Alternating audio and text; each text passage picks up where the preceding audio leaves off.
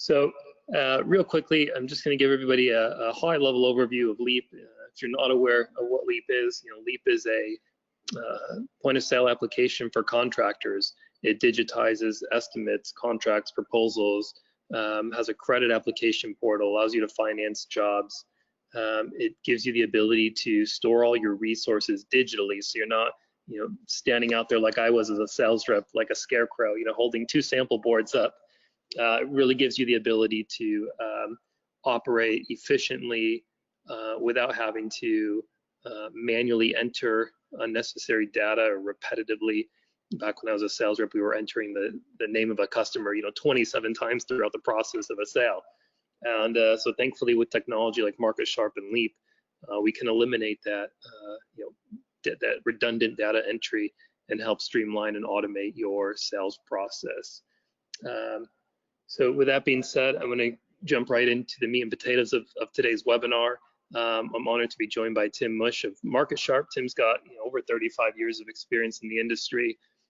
Probably doesn't need a real big introduction for me, but Tim is definitely knows a lot about the industry, has been helping contractors for a while now.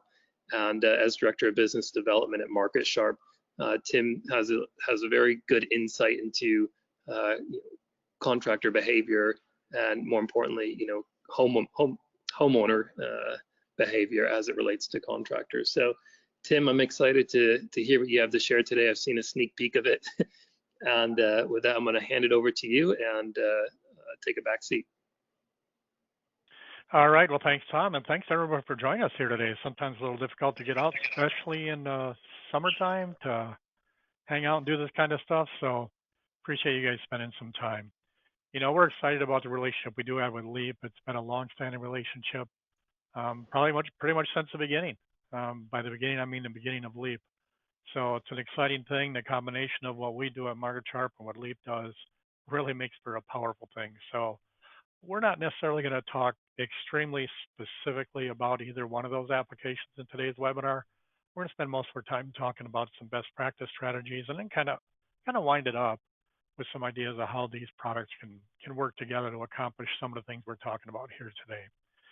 So if you don't know, Market Sharp is a CRM solution, kind of custom designed for the industry. We've been around for a while. Tom mentioned 35 years. Oh my gosh, that's a while. So yeah, we've been doing this for a while. We've got about 1,500 of the country's best remodelers that use the version of Market Sharp right now. So we're pretty excited about that. And we also get involved in a lot of industry educational initiatives similar to what you're on today. So let's go ahead and dive in. Obviously, this looks familiar. This is kind of what's happened to all of us. And the purpose of this webinar is to not beat to death the whole COVID thing. That's probably been beat to death, a gazillion times with webinars over the past few months.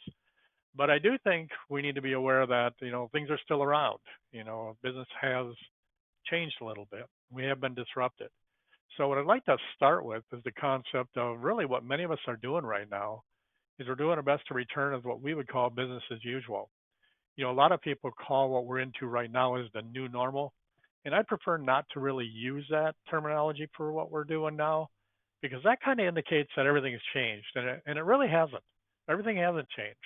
Certainly some things has changed, but I think what we really are into right now and returning to business as usual is a little bit of redefining what business as usual is.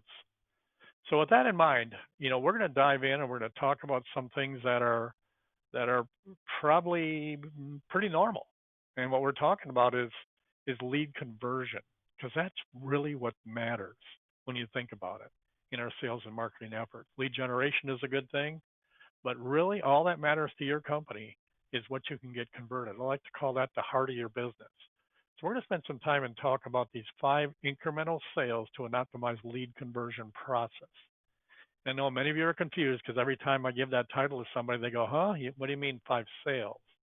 You mean the 5 steps to this? No, I mean the 5 sales, because there's actually 5 distinct sales that we make in this process to get somebody from just kind of interested in what you guys do to becoming a raving fan of something you did for them. So we'll talk about each one of those 5 sales as we get into this. First off, some good news. And just want to share a couple things very quickly with you. And I think many of you are aware of this because you're probably experiencing this. gosh, I'm seeing many companies have record months over these past couple. And it's really exciting to watch. And these are the companies that have figured out how to redefine their business as usual and really make the conditions that are out there right now work for them. And what I did is I went into Google Trends, and you can do this, and it's actually quite fun. And what you do is just put in keywords there that you think people are searching for. As you're seeing right here, the keyword was window replacement. And what I chose to do is take a look at this on a timeline from last year at this time to this year and see how many people are doing Google searches for, in this case, window replacement. And look what we're seeing there. It's not only held strong, it's actually increased in the past few weeks and months. Again, probably not a surprise to us. People are home, they're looking around their home, they got some extra money right now. So there's all sorts of reasons why this is happening. Here we got doors, same story. Let's keep going. We got siding here, same story. Google searches are at the highest point ever right now. I just put roofing in there, same story. So it's kind of interesting when we talk about business as usual. Business pretty much is as usual, even better than usual. And I can kind of prove that out with what you're seeing right now. And we're pretty lucky at Market Chart because we have, a whole bunch of the country's best remodelers that use this CRM and allows us to go ahead and grab onto some data in the aggregate to see what's going on out there. And what we've done ever since COVID came around is took a look at how many leads are coming in, how many are converting to appointments and demos and sales and revenue and average sales and stuff like that. And we did that since week 1 of COVID. And frankly, I can tell you at that point, things were down. The amount of leads that were coming were operating at about 40% of what they did a year ago. And likewise, sales went down for the first few weeks. But we've watched this thing week after week after week continually go up. And what we have on screen right now is we got a comparison between the 2019 numbers, second week of July, and this year, 2020 numbers. And what we looked at is first off the number of leads or inquiries that all these companies are getting. And by the way, this is a large cross section of remodelers that frankly represent about $3.3 billion of installed home improvements. So what we got going on in 2019, there was 51,000 this week compared to 58,000 this year. So in other words, it's up by 7,000. So we're operating at 113% of velocity last year as a group. Number of appointments set and demoed, they grouped those together, 22,000 last year, 21,940 this year. I don't think it's a surprise to many of us that maybe we're converting less to appointments, but heck, it's not bad. We're operating at 99% of last year. Net sales, 8,600 compared to 8,100, operating at 94% of last year in terms of the numbers of sales we're getting. Net revenue, 64 million last week, 65 million same week this year. So we're operating at 101% of last year's numbers. And average sale, not a surprise to me, went up from 75.46 to 81.23, running at 108% of last year's numbers. So I don't know about you, but that's encouraging. There's a lot of business to be got out there. And frankly, a lot of companies, a lot of your competitors aren't really going after it. They're still trying to figure out their way through this and kind of half open and half not, and things like that. But the companies that are really taking this serious and getting their processes in place are making a killing. And like I said earlier, they're having record months, month after month. So hopefully that's encouraging to you guys. So let's talk conversion rate, because that, again, is really what this is all about. And why is lead conversion so important? You get all these leads that get generated from all sorts of sources going into the top end of your marketing funnel.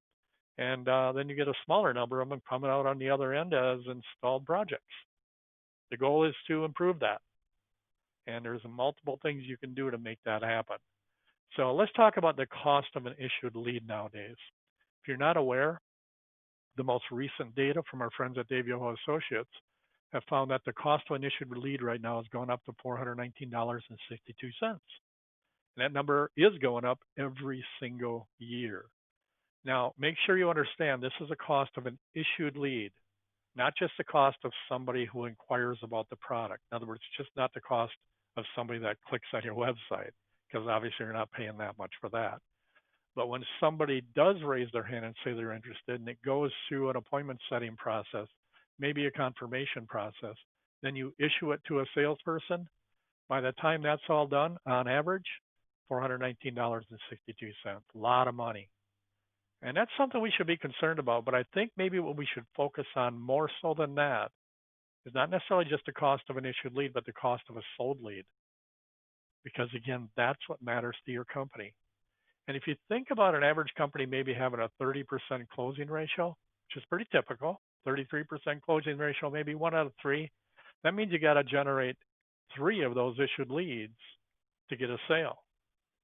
So essentially what that means is you take that $419 multiplied times 3, and then you got about $1,398.73 is the cost of your sold lead.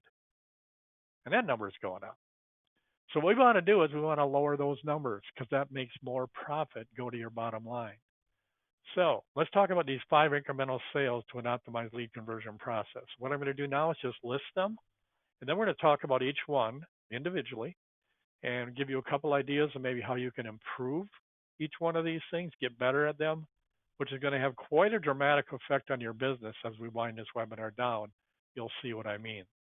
So here's what they are. Here's the sales you have to make, and you are making, because this again is business as usual in your sales and marketing process. Sale number 1 you got to make, you got to generate an inquiry. Now you can call this lead generation because that's what it is, but it's also a sale you're making. You know, you're having somebody out there agree to say, hey, I'm interested in what you guys got. In other words, you're creating that spark of interest in some cases. And in many cases, that's all it is a spark of interest. And it's your job to evolve that beyond that point, which takes us to sale number 2, which is now you have to convert that appointment, or excuse me, that inquiry to a set appointment. And again, that's a sale you have to make. You have to say the right things. You have to respond properly to get somebody to say, sure, come on out. Let's take a look at what you got, or do it virtually, however you plan to do that right now. Sale number 3 you have to make. So you now got an appointment set, right? You now have to convert that to a complete presentation because it doesn't happen in all cases. Not every appointment you set converts to a complete demo for a variety of reasons. So there are things you can do to improve that. Sale number 4 that you have to make. This is the one we're most familiar with. This is now you convert that demo to a customer. In other words, this is closing percentages either now or in the future.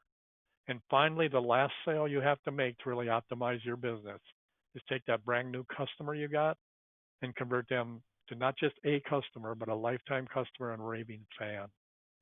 Because that's where you're going to get this repeat business, these referrals, these positive online reviews that are going to work wonders for your company.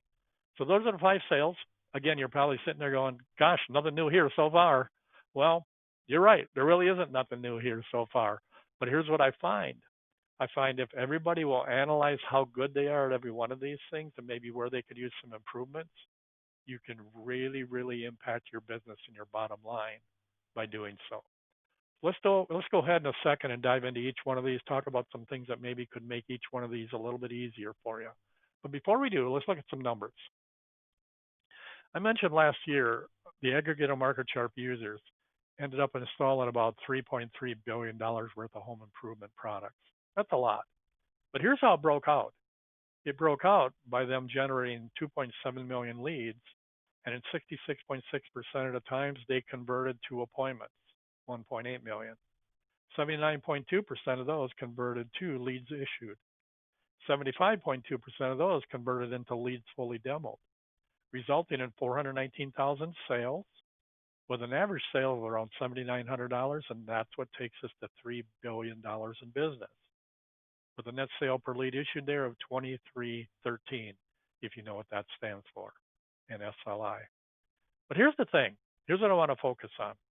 The difference between number of inquiries that came in and net sales. And what that number is in the aggregate here with this group is 15.4% of inquiries are turning in to net sales. That's the number we want to impact. We want that higher. And you get that higher by improving these numbers over here. Just a little bit here, a little bit there can have a dramatic effect on this number. Imagine what this could mean to your business if you just raise this number to 17%. or 18%. The amount of profit that goes to the bottom line from that is truly incredible, and we'll demonstrate that a little bit later. So that said, let's get into these 5 sales. Sale number 1, we got to go generate some inquiries, right? Obviously this can be a webinar of its own because there are so many things to talk about lead generation wise. I just want to mention a couple things here. First off, your web strategies have to be in order. Not a surprise to any of you by any means. Certainly right now, with people being home a lot, they are on their computers and they're finding companies like yours on the internet. And if your web strategies aren't truly in order from a conversion standpoint, you're missing out and your competitors are getting them. So here's my advice here. We could get into all sorts of technical things about SEO, pay-per-click, and all sorts of things. We'll leave that up to the experts that really know that game. Here's my advice. Get some help with this from some companies that know what they're doing to help home services companies generate and convert leads. Don't expect your geeky brother-in-law to be able to put up a website for you that's actually going to work very well. And believe it or not, don't expect in most cases your local advertising agency that creates websites for umpteen businesses in your town, don't expect them to create a web strategy that works really well for you either. Because our business is a little different. This is different than selling pizza. It really is. The whole sales process that we got is truly different. So get hooked up with some companies that know this game. We certainly can recommend some companies to you. I know the folks at Leap can recommend some companies to you, and they can get you set. And this is where your future lies. So don't leave this to chance. Get some help with web strategies to make sure your web strategies convert. Okay? Next thing, adapt to the current situation. Here's just an example from our friends at Reborn Cabinets out in California. And they just immediately, when COVID came around, made sure their web strategies adapted to the situation so consumers could identify with what's going on. In their case, they just made sure they know that, hey, if you're not comfortable with us coming out, we'll do it online. Again, there's been a lot of conversation on this over the past few weeks and months. You guys have probably considered this too. But make sure your web strategies are staying up with information that's truly timed properly for the situation we're in. Obviously, making financing options right up front and central is of critical importance now because many people are concerned with their finances. And if you don't give them some sort of option that makes it easier for them, you might not get much opportunity to tell your story to them. One more thing about generating leads before we move on. As a matter of fact, 2 more things. One is do things that just make sense. Here's one. And what that is you sell a job in a given neighborhood, let the neighbors know, and do what we call micro marketing to get another job in that neighborhood every time you finish a job. What we have on the screen right now is something we created at MarketChart built into the software called Smart Mail Plus. It's pretty cool. I'm going to go through this quickly because of time, but here's the way it works. You sell a job in a given neighborhood, you put them into your CRM. This is the customer section of MarketChart and put them in as a customer. Then you click on that little blown up icon there, and it goes and puts a whole bunch of things in motion to help you get another job in that neighborhood. First off, it'll quickly get you an email saying, hey, you want to do a campaign in the neighborhood around this particular address, right? All you got to do is say, yep, sure do. Confirm that, and things start happening. You see that confirmation email has a Facebook and a Twitter button. All you got to do is click on either one of those or both of them. What will happen is automatically your social media strategies are being worked on for you. Facebook is updated with information about the job you just finished. Twitter is updated with information about the job you just finished. So it's pretty neat how all of a sudden we're doing that stuff pretty much by just lifting a finger and clicking a mouse. At the same time, direct mail pieces are being printed for you on your behalf and dropped in the mail for you and sent to the closest 50, 100, 150 homes around the job you just completed. What's neat about this is it makes very specific reference to the exact job you just finished. There's a picture of the job you just finished. So people in the neighborhood get this postcard, look through their kitchen window, see the job sign in the yard and go, wow, that house looks great. That new siding, roofing, windows look awesome. So that's the idea of this. Okay, on the back side of the postcard, you got, a call to action. This particular one has a consumer guide. You can have any call to action you wish. But here's the neat thing about Smart Mail Plus. There's multiple response mechanisms. They can scan a QR code to respond, they can text a response, or they can visit a website, to learn more about the job you just finished, and in this case, request a consumer guide. The neat part about Smart Mail Plus and the smart thing about it is you can't see it there, but every postcard that gets sent out has a unique code on it. And what happens is if somebody gets the postcard and says, yeah, I want to learn more, and they go to that web page, they're prompted to put in that unique code. And in doing so, the technology behind the scenes recognizes it as this job, and it creates a website on the fly immediately talking about the job you just finished at their neighbor's home. It's got a map to that particular address from the recipient of the postcard's address. Again, it's got the picture there. And then they can learn more about the call to action, and then they have a choice. They get to this page, they can opt in and say, yep, I'm in. Give me that call to action, whatever it is. Or they can get to this page and leave, because that's what people do. But here's the neat part. What Smart Mail Plus does, because of that unique code, is it knows who goes to this page, whether they respond and fill out that form or not. So if somebody gets this postcard and just goes there out of curiosity, immediately you get an email that says, hey, you got a lead, follow up, and it tells you who that lead is. If they fill out the form and say, I'm in, give me that consumer guide, you get a different email that says you got a hot lead, really follow up. So the idea here is to have you do maybe 100 of these around a job, get 2 or 3 people to raise their hand and say, hey, I'm interested in what you guys are doing there. And if you get 3 opportunities to make a presentation in a neighborhood, you're going to sell one. And again, the idea is to get another job for every job you install. And here's what the postcards look like I showed you on screen. So it's kind of a neat thing. It actually is something that many people should do. And I think direct mail right now in this environment is really something that makes sense. So you combine direct mail with all these other technology aspects of this thing, and you got something truly special. Okay? So one more thing in lead generation, sale number 1, is make sure you're giving people the opportunity to respond to you in whatever which way they wish. So in this case, we got somebody that goes to this web page. Of course, you got a phone number there. Don't make people dig for your phone number if they're online. Some people want to call you. Some people don't. Some people would prefer to fill out a form and request the call to action you have on a website. Okay, there's an option there.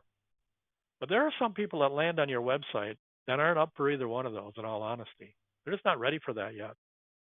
So what I'm going to recommend you do if you don't have it already is make sure you get live chat on your website.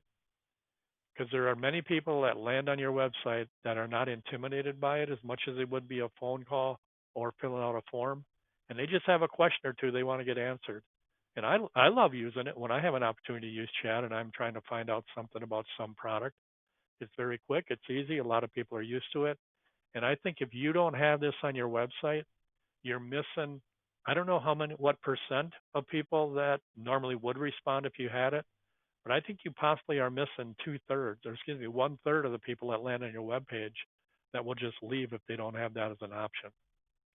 So I would get hooked up with some companies that can help you with this. This particular company is a partner of ours called Apex Chat. And what I like about what they do is they have people that man the chat 24/7 for you. They know how to convert these inquiries and questions into set appointments. They're trained up in that, so you don't have to man it. And it's a cost per lead basis. You don't have any monthly fees. You just pay if you get a lead. What could be wrong with that? So if you'd like more information on that, happy to hook you up with them and get that going. Some people have a preference for artificial intelligence chats. There's also a company called Don't Go we also partner with, and they don't have live people answering chats. They just have artificial intelligence, and kind of figuring out how to respond to whatever question comes in. So there's 2 different options you can go. Both have advantages.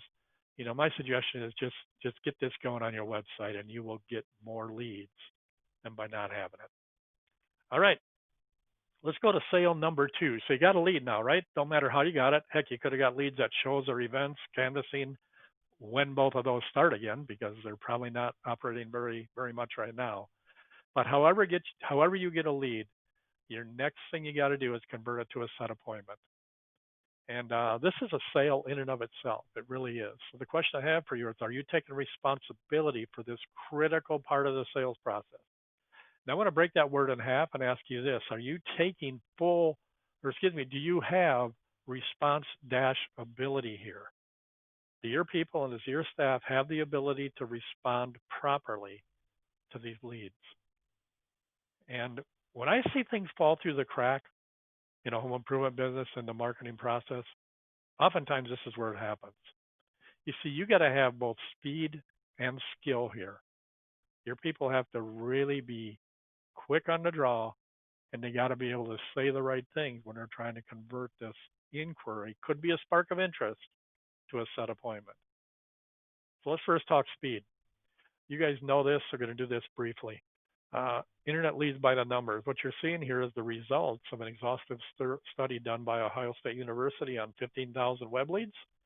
Find out what happens to them. Here's some of the things they learned. 78% of prospects convert with the first party to make contact. So if people are finding you online, chances are they're finding a competitor. So if this stat is anywhere near true, you don't want to be second or third. You want to be first. You'll convert more. How about this one? Responding to leads in the first minute will improve conversions by as much as 391%. Leads convert 22 times more often when contact is made in 5 minutes or less. You just got to get to them right away. When people are online and they submit a form, that's when they're most interested, right then. Not an hour later, not a day later, not a week later, right then. And your chances of getting it converted go through the roof if you're right there when they submit a form and you have that outbound call going on or whatever it takes, and communications via text and email, communicating with them to make sure that you are there immediately. So speed is of critical importance. And here's the way it works. You got your website. Somebody says, I'm in. So they submit, bang, right into your CRM. In this case, that's the Market Sharp lead section right there. And immediately it's set up to do a number of things. It'll text your staff members. It'll email your staff members. Heck, we're trying to figure out how to ring buzzers inside offices to say, hey, you got a lead. You got to get to them now. At the same time, the homeowner that submitted the request is getting communicated with via text and emails saying, hey, thanks for your interest in, so all sorts of things are happening to make sure that speed to lead takes place. If you do home advisor leads, modernized leads, things such as that, Market Sharp has great integrations with those tools. Got a great integration with Home Advisor's instant booking program. People book appointments right online with Home Advisor, bang, right into Market Sharp. And it improves conversions dramatically to make this stuff happen. So if you're a Market Sharp client and you use Home Advisor, Modernize, or any other lead aggregator like this, make sure you're hooking up with us and make sure that we connect your Market Sharp program to those leads that are coming in so you can make sure this speed thing is happening. Okay, now let's talk skill. And here's really where things fall through the cracks. A lot of companies aren't very good at converting inquiries to set appointments because typically it's an outbound or inbound phone call. Don't matter whether a lead came in from the web, a show, event. Typically you're on the phone trying to convert it to an appointment. Not always, but often that's the case. So my point is you got to understand what your purpose is right here. Your purpose here is not sell your product. Your purpose right here is to sell what we call the value of the visit. You got to sell the appointment here. And that's different than selling your product. It truly is. You got to script your people properly to say the right things, be able to answer the questions that come in over and over and over again, like how much does this cost? If you don't have your people trained up to know how to answer that properly right here and make them realize that that's why it's important to have that visit. In other words, sell that value of the visit so we can really analyze your situation and get you an exact cost right down to the last penny. Make sure that your scripting is saying the right stuff. What you're seeing on screen is built-in scripting that's in Market Sharp that your phone people can use. And all this best practices stuff is in here to use as is. You can tweak it. You can add your own scripts. At the same time, you can enter your data as you're saying these things. It's pretty neat how smoothly it operates. There's also the rebuttals to say if somebody says, you want a ballpark price or whatever the case may be, this skill here, because this is where we're at, is skill. This is really critical to understand you're selling that value of the visit right here and not selling the product. Again, stuff falls through the cracks. Remember those percentages of how things drop off from 100% of your leads down to 15.4%? This is where a lot of stuff falls off right here. And you can improve by getting some help in this area. So please don't wing it with this important part of the lead conversion process, because it'll cost your company money if you do. Okay, sale number 3. You got an appointment set now. Now what's next? Next, you got to convert that to a complete presentation. And again, I mentioned not all appointments turn into a complete demo, do they? For a variety of reasons. There's no shows, people cancel, whatever the case may be. I like to call this lead warming. And there's things you can do with these set appointments to warm them up and make sure they're excited about you guys coming to visit them and reducing anxiety, because that's really what this is about. And you can do that with things like letters that go out confirming the appointment date and time with a picture of the salesperson that's going to come and see them if there's enough time. If not, make it an email. You could have a link to a lot of your online reviews on there. Little things like this just make a great first impression for your company, reduce anxiety, and can improve demo rates and improve closing rates. Heck, you could mail out some sort of consumer guide if you have one, either via email or direct mail, whatever you want, and start communicating with people via text. That's what many people are preferring for a communication method nowadays. So make sure things like this are happening right now as well. And if you'll do that, if you'll do lead warming in between the time the appointment is set and when the appointment takes place, you'll notice your demo rates go up and your close rates go up. Because oftentimes the homeowners are welcoming your salespeople there with open arms rather than closed arms because they're feeling more comfortable about your company. Okay, so lead warming, really important. We're going to take a little break now. I'm going to go grab some water. So kind of take a deep breath here, and we're going to carry on here for the next few minutes and talk about the remaining sales in the process. And then we're going to wind up by taking a look at what impact it'll have on your business if you just get a little better at everything we're talking about here today. So Tom, are you with us? I am, yeah. It's really good, Tim. Really appreciate it. Great advice so far. Really looking forward to that. Well, you take a quick break. I wanted to use this opportunity. We're going to run a poll here in a minute, but we want to understand if you'd like to learn more about Market Sharp or Leap. And then also wanted to let you know that we are running a special promotion. We'd like to buy you lunch. So if you're interested in learning about Leap and you set a demo this week, we will buy you lunch. So to learn more about that, you can ask us in the questions section, or you can reach out to us. Our email and information will be at the end of this webinar. But as you can see, we've launched the poll here. So if you'd like to learn more about Leap or Market Sharp, let us know, and we will certainly follow up with you. Let this poll run for just a few more seconds. Give Tim a chance to catch his breath and grab some water. And this is all really Tom, good. I've got a question for you. Are you offering free lunch where at Ruth Chris Steakhouse? Where's the lunch at? Yeah, that's great, Tim. Glad you asked the question. We're giving $1 gift card to your choice of leave your choice. I'll have to check with my team, but to one of the food delivery companies. Nice. Can't beat that. $25 at Ruth Chris. That could probably get you a roll and maybe a salad. Yeah, that's true. Very true.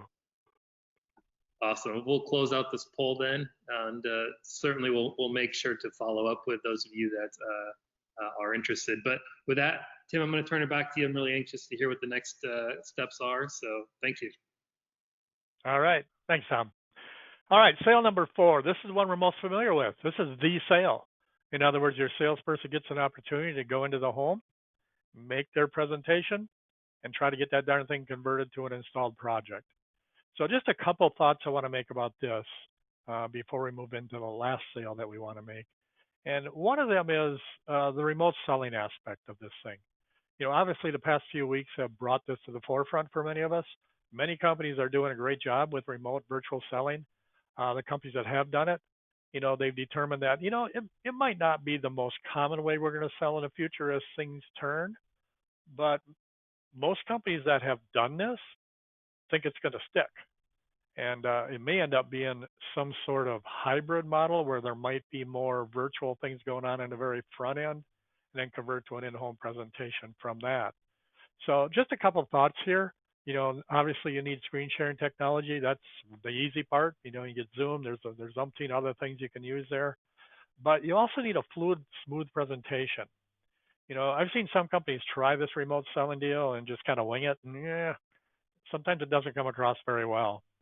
So our friends at Engage, if you don't know who they are, you might want to ask us about them. They do a great job of actually making presentations for you to use. And these presentations can be used in remote selling and virtual selling, but they also can be used while you're in the home too. If you're using your iPad and using the Leap app and things like that, uh, the Engage presentation is an awesome thing because it really, really sets you apart, makes you very, very professional. Next, another important thing is needed estimating and contract generation and delivery mechanism. And obviously that's what our friends at Leap do a great job with. At iPad, all the pricing is right there. It creates these awesome proposals, these awesome contracts. It's got the financing built in, which is the last thing. With virtual selling, you got to have the ability to handle financial elements properly because that's going on now. And if you're not visiting with them personally, you got to make sure that you can make financing available to them to make this project affordable for them and they feel comfortable with it. And you also have to have a payment collection model, like our friends at Pay Simple, because they can just make it such that you can just handle the financial transaction online very easily. So if you'd like more information on any of those, let us know. Be glad to help with that. But I want to spend just a minute or two more on this particular part of the process, converting to a customer. And I want to look at it two ways. Making sales now, in other words, when you deliver the price, some people would call that a one call close or, a one process close, depending on how you do that, or making sales down the road if people don't pull the trigger right away. So first, how to equip your salespeople to maybe improve their closing ratio in the home. Don't ever stop sales training these folks, because don't think that somebody can just get trained once or maybe never or read one sales book 20 years ago and think they're all set. Consumers are changing, and make sure your sales training efforts are providing the information they need to be the best they can be, to be that advisor to that consumer and help them determine the best option for the project they're considering. So never stop sales training. If you're not using financing, man, you are missing out. Probably don't have to spend much time on this because most of you probably are. But frankly, I still run into companies out there when I ask them if they use financing, they say, no, we really don't. And then when I ask them why, here's what they say. Well, Tim, we don't use financing because all of our customers pay cash. I see. I wonder why all of your customers only pay cash. And the answer to that is because you're not making financing available to them. A lot of people don't have the money to pay for these projects. And if you don't give them that as an option, oftentimes they won't admit that to you. And they'll just say, nah, we'll think about it. We'll let you know and all that, where that wasn't the issue. They just needed some help to get the darn thing financed. So make sure every time you deliver a price in your presentation, you deliver it with a financing option. They don't have to take it, but to have it there will get you some additional business that normally would fall through those cracks. Okay, a couple other things to help your salespeople sell more now, and that is Leap. We don't have to spend much time on that. I highly advise you to get a demo of Leap, and you can see how that'll really, really change how your presentation goes and put it in a format where more and more people will say yes. The other thing I suggest you do if you're not, consider using Remodeling Magazine's cost versus value study when you deliver a price. And what I'm talking about there, if you don't know what that is every year Remodeling Magazine comes out, and they come out what typical costs are for the kind of products that you sell. And I remember when I sold windows a number of years ago, I use this all the time. I would get to the point where I'm ready to price the product, and I would say, hey, while I'm figuring out the price for your product, go ahead and browse through this industry publication that talks about, what these types of projects typically cost. So you get somewhat of a general feel for that, because frankly, you never buy this stuff. You probably have no idea what this stuff costs. So take a look here. I'll figure your price out, then we'll see where things come in. And here's what would happen. They would look over that Remodeling Magazine deal. That'd point them to the geographic area we're in, to the type of product they're interested in. Let's say it's windows. And they would look that over and they would quickly see that that magazine said that, hey, for 10 replacement windows in my geographic location, the average price was $11,000, whatever the number happens to be. So that's the number they have in their head. See, the magazine gave them sticker shock. I didn't. So then I come back a little while later, a few minutes later, and say, hey, thanks for taking a look at, really what the magazine said about the projects. I got your price figured out here. Tell you what, if you guess the price right on the head, I'll give it to you free. Chances of that are like zero because there's usually 5 or 6 digits there. But they would take a shot at it. It turned into a little game. So they would take a shot and guess what they would guess. They'd guess a price right around what that remodeling magazine said it should be. And in my case, our prices were totally in line with that, maybe even a tad less. So it put me in a great position. Now here's some advice for you. If your prices are substantially more than remodeling magazine's cost versus value study, don't use this.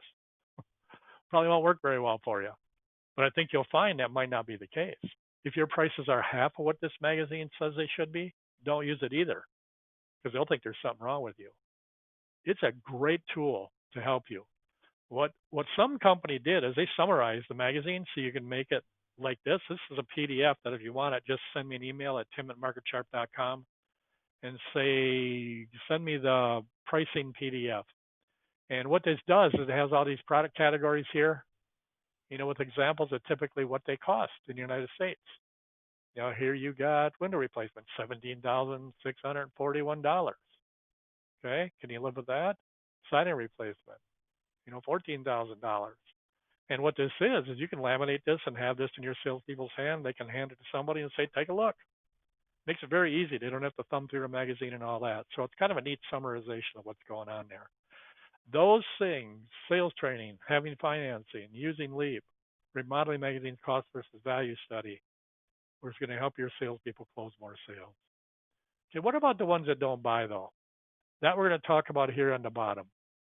And what we're talking about is the people that at the end of the presentation say to your salespeople, we're going to think about it, we're going to get other estimates and all that. If you look at this, if you go run 10 leads, send your salespeople out, typically they'll come back with 3 sales on average. Been that way ever since I got into business as an average. 7 didn't buy. What happens to them? We've learned through research that 4.2 of them, or 60% of them, end up buying a similar project from some company within a year. That is 4 sales that are left over in your unsold leads. That's more than you got originally when you sold the original 3. Now, many companies do nothing with these unsold leads. Some people have a feeble rehash program to try to get a few, and you do. And I'm not saying there's anything wrong with that. But what you got to do nowadays, because technology will let you do it, is you got to implement lead nurturing. You got to hang with these 7 people that didn't buy through all sorts of multi-channel marketing, automated email, text messaging, phone contact, social media, direct mail. Stay in touch, stay in touch, stay in touch.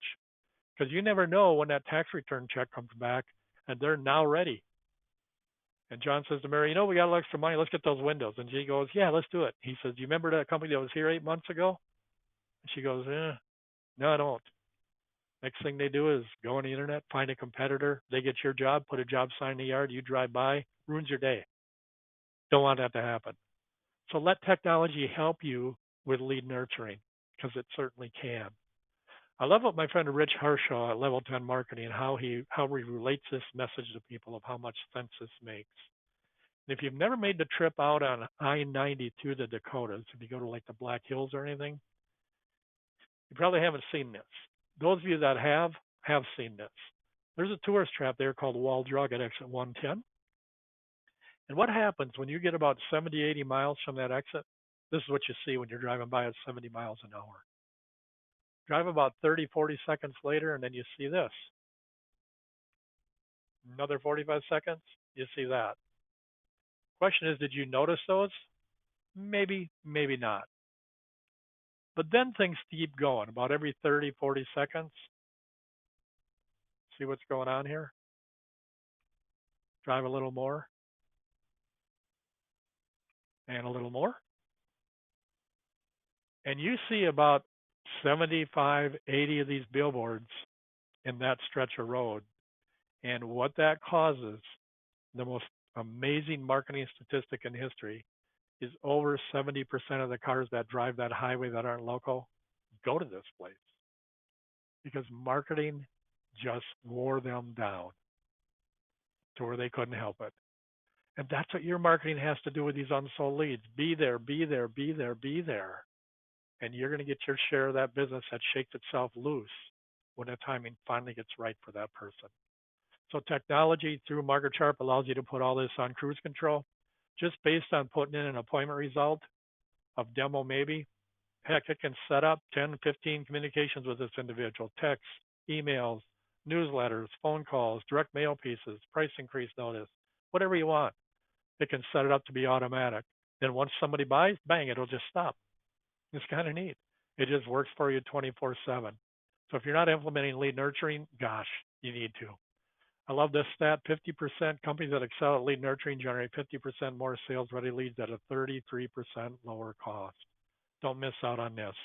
It's a big, big place where a lot of your profits fall through the cracks, and you don't want that to happen.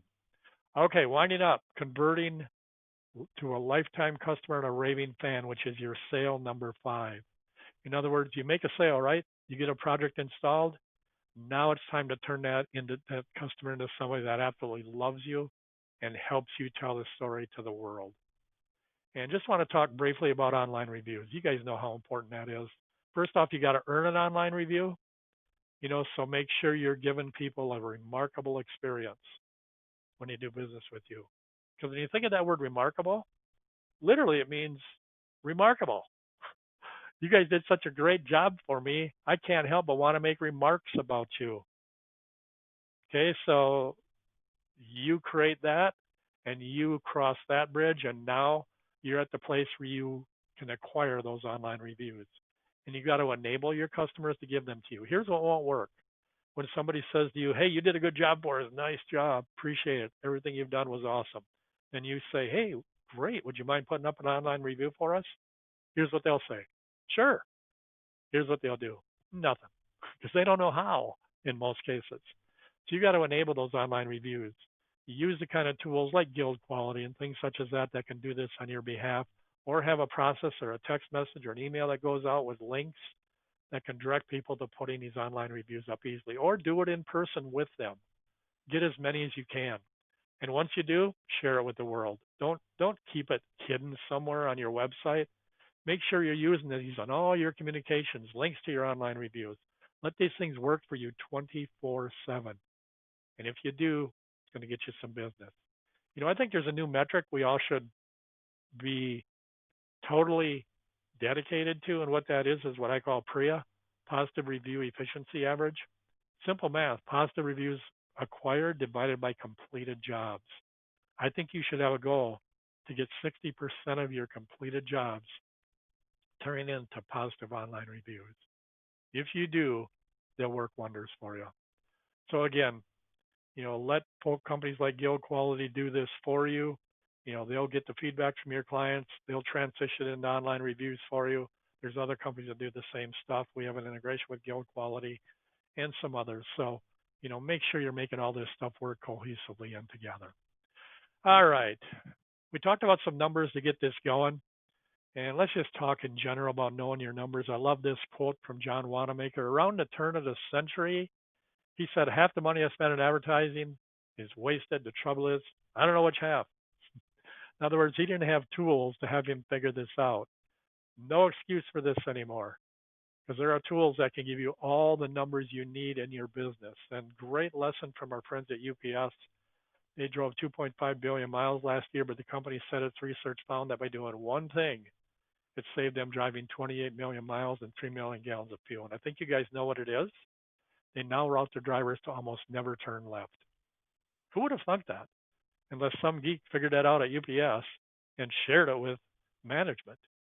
Because they said, hey, if we're kind of idling in traffic and oncoming traffic is going by and we can't make the turn, it's costing us money. So they figured this out. This particular UPS driver says, hey, the only left turn you make when you're doing this is to come home. And here's the question I have for you guys based on today's content here. Does your company have any left turns in your sales and marketing process that maybe aren't as efficient as they could be? And I dare say maybe you do.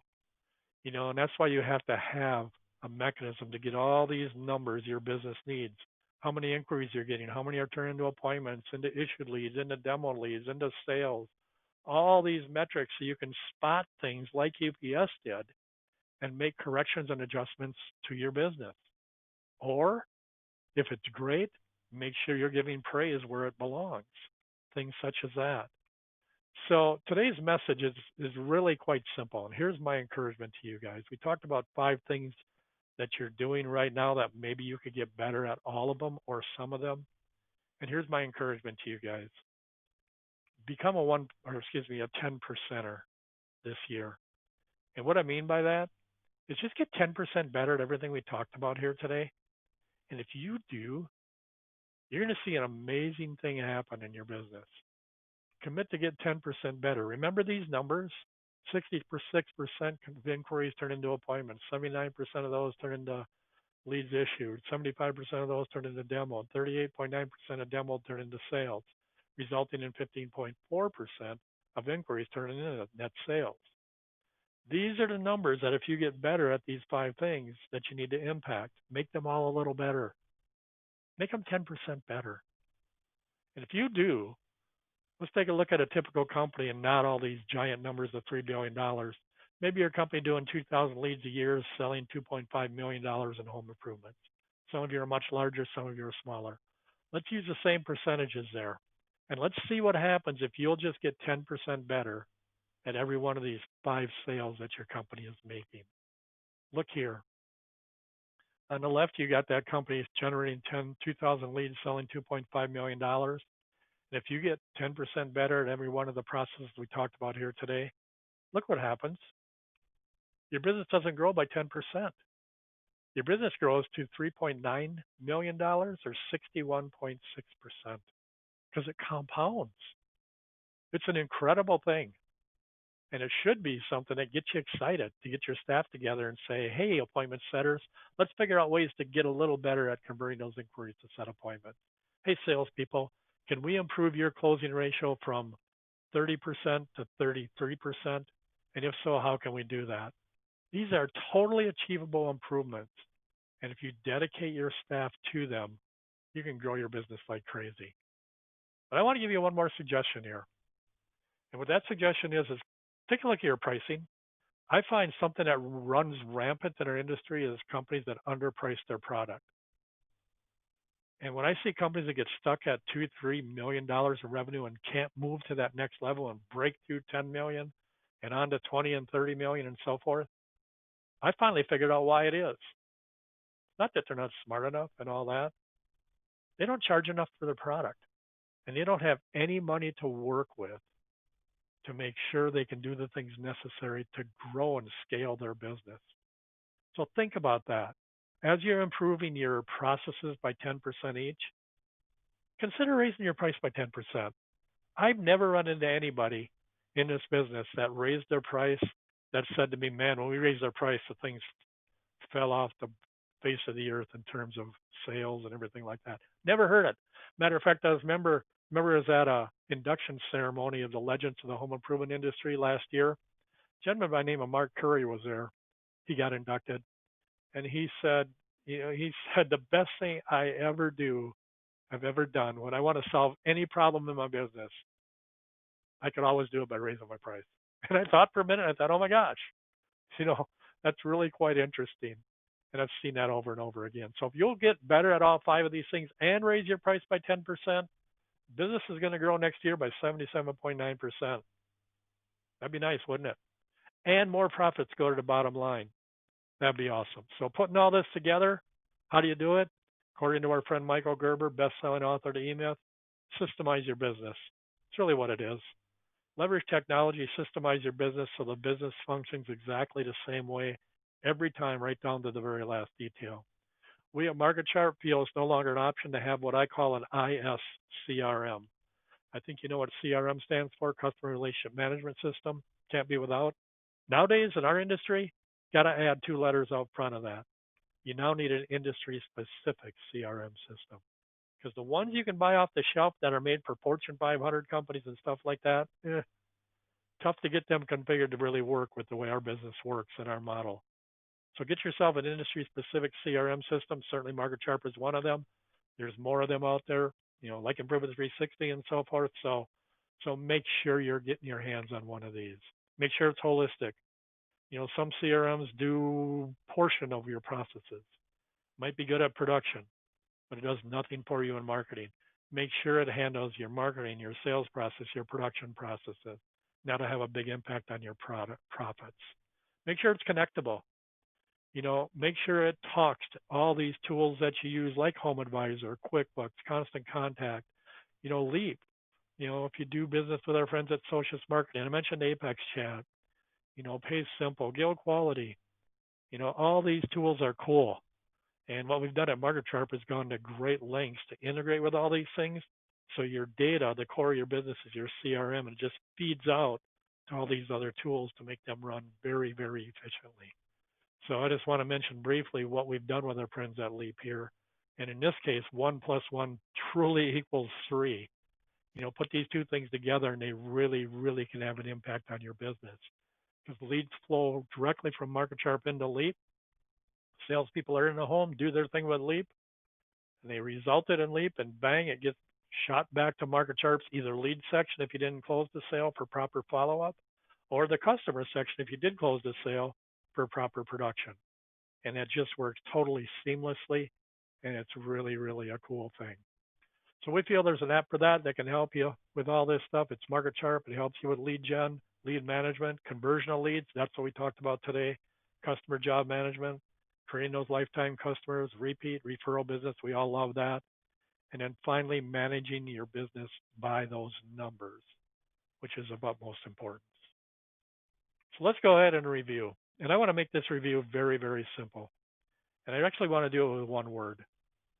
Consider what you're doing right now. Consider everything going on. Consider all the changes that we're involved with. Consider your competition and figure out how to adapt your business to be the best it can be to all this stuff. I just want to close before I wrap it up and give it back to Tom. And hang around, Tom's got some important information for you before we wrap. But I just want to close with something that somebody told me a number of years ago when I was in a different business. And I wanted his secret. So I was at a conference, and he was like the third most successful in the country. Some of you maybe heard me tell this story before. His name was Jim. And I was at that conference, and I wanted to learn from the best of the best. So I took him aside and said, Jim, what can you tell me to make my business look like yours when I come back here next year? And he said, all right, Tim, you asked for it. You got it. Here's what you got to do. And he says, I'm going to clue you in on a concept I call reality thinking. And I thought, okay, whatever that is. And here's what he told me. He said, Tim, think about your business and how you got it to the point that you got it to right now and ask yourself this question. And he said to me, Tim, if you do what you've always done, and I think you guys know what he said to me next, don't you? And he did. He did. He said, you're going to get what you always got. And I kind of wanted to slug him because I didn't want that vague advice. I wanted like, here, Tim, here's this great direct mail piece that's got me a ton of business. Use it. That's what I wanted. He didn't give me that. He gave me this concept here that, frankly, it's decades later now, and I'm still talking about it. I think it's some of the best advice that you can keep foremost on your mind at all times. If you continue to do what you're always doing, likely going to get the same results. Always be on the lookout for how you can do better, improve. That's what we talked about today. I think in today's environment, in today's competitive environment as well, if you do what you've always done, yeah, guess what? You're not going to get what you always got anymore. You're going to continually get less than you always got. So listen, everyone, let's all not just not survive during this period we're in right now. Let's go ahead and knock it out of the park, and let's all thrive, as many of you are right now, as we go forward. So with that, Tom, back to you. Awesome. Thanks, Tim. Really, really appreciate that. Just being mindful of everyone's time. If you have any questions, please let us know in the questions section of the control panel. I am going to launch one more poll and give you the opportunity to book a demo with either Leap or MarketSharp or both. And again, if you do so with Leap before the end of the month, we will buy you lunch. So I know everybody loves a free lunch. But anyways, Tim, I wanted to at least try to get in a couple questions before we end here. And if you're writing in questions we don't get to it, we'll be sure to follow up with you. So with that, let me check here. Tim, you had mentioned lead nurturing and following up specifically on unsold leads. Can you speak more about what this looks like relative to or from an ROI standpoint? Yeah, that's a good question. A lot of people think, man, is it worth my time to follow up these unsold leads that didn't buy? So just remember the stats we talked about. 60% of them end up buying a similar product from somebody within a year. But let's talk ROI. I'll try to do this quickly. Remember, how much do we invest in that issued lead? $400. You might be a little less, a little more. So we got that much invested in it. Can we send our salespeople out? They do their thing. And they come back, say, couldn't get them to pull the trigger for whatever reason. So I mentioned, let's do lead nurturing and follow up with them through things like text messaging, emails, newsletters, things such as that. And I'm going to suggest we follow up with them maybe 10 times within the next year. Don't call them 10 times or they'll hate you. That's a little too aggressive. But maybe a price increase postcard here and there, or maybe a newsletter, or a link to that cost versus value study in an email and things such as that. Just little touches here and there, maybe with a phone call here and there. So talking about ROI time, remember we got $400 invested in this lead, right, that didn't close. And we're going to follow up 10 times. What's it going to cost us? Let's say 4 of them are emails. What's that cost? Hard cost? Really nothing. Let's say that, let's say 2 of them are direct mail pieces. What's that cost? I don't know, 50 cents each, postage, maybe $1 each. So we got $2 invested in 2 of them. Maybe 2 of them are text messages. What's that cost? Nothing. And maybe the final 2 are a phone call here and there. And what's that cost? There's a little cost there with a person, maybe $1 each. So those 10 follow-ups that we embarked on, that we can put on cruise control, how much do we have invested in all 10 now? We got $4 invested in all 10. Remember, we spent $400 initially to get the lead. And also remember that 60% of these people are going to buy from somebody within a year. Is it worth it to spend that extra $4 there, knowing that statistic? Would you go from $419 to $423 to potentially convert 60% of those leads? So the ROI is a no-brainer. It's really the best money you can spend on your marketing right now. Yeah, especially when you put it like that. That's great. I want to just throw up the last slide with our contact information. If you have any more questions or again are interested in learning more about Leap or MarketSharp, please reach out to us. Our email addresses are there, websites, phone numbers. Tim, thank you very much for this. It's really informative, and hope everybody took a lot away from this. So with that, I'm going to let everybody go. Tim, thank you again, and appreciate the time. Okay. Thanks, Tom. Thanks, everyone. Thanks.